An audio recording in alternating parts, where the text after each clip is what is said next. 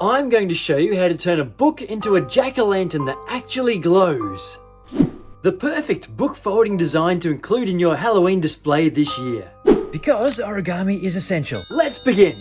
I love Halloween, and I've been learning a lot about book folding. So this Halloween, I wanted to combine them and make a book folded jack-o'-lantern. Is book folded jack-o'-lantern the right word? Jack-o'-lantern book art? Anyway, one of these things. The first thing I tried didn't work, but I'll tell you about it anyway, so you don't make the same mistake. I figured that I could dig out the inside of a book, just like if I was carving a pumpkin, and I could put in an LED tea light, just like in a pumpkin. Then I could light it up, it would be spooky, and all would be well. But that's not what happened.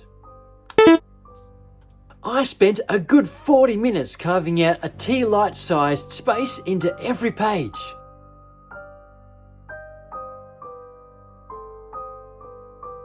And then I went about folding the pumpkin design in the normal way.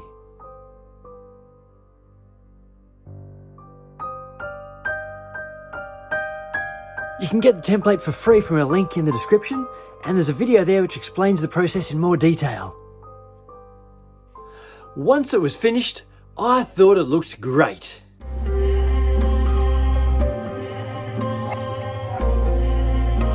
And you can use tea lights to light it in this manner.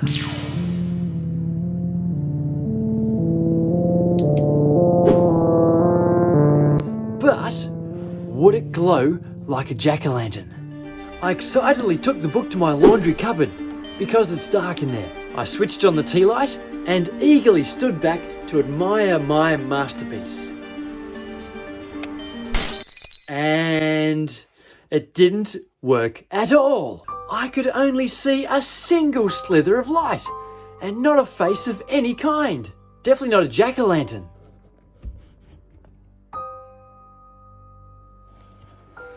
No.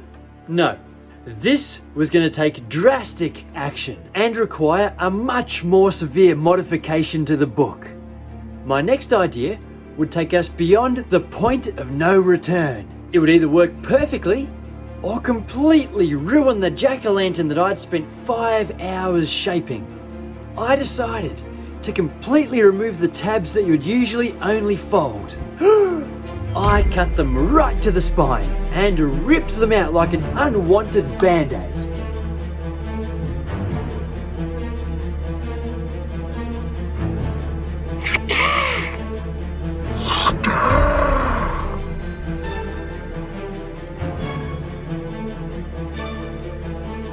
This would definitely allow the light to shine through, but would the pages hold together at all?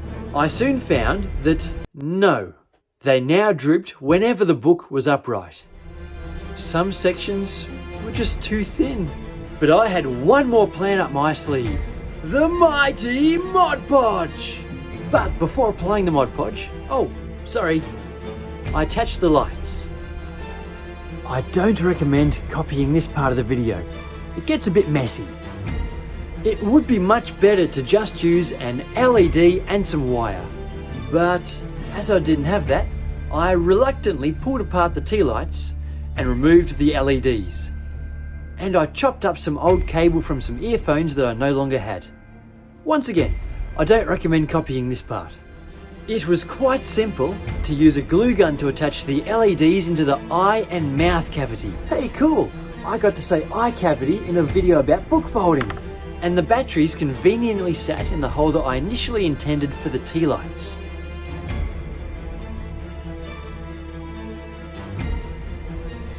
Then it was time to Mod Podge. I carefully applied a thin coating of Mod Podge to the top, front and bottom of every page using a paintbrush.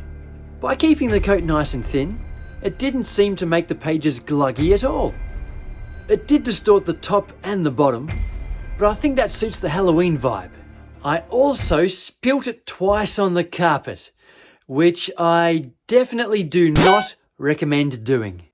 The Mod Podge very effectively sealed all the pages into one solid piece, which will now easily endure the rigours of Halloween. I also used Mod Podge to add this nice fabric to the cover.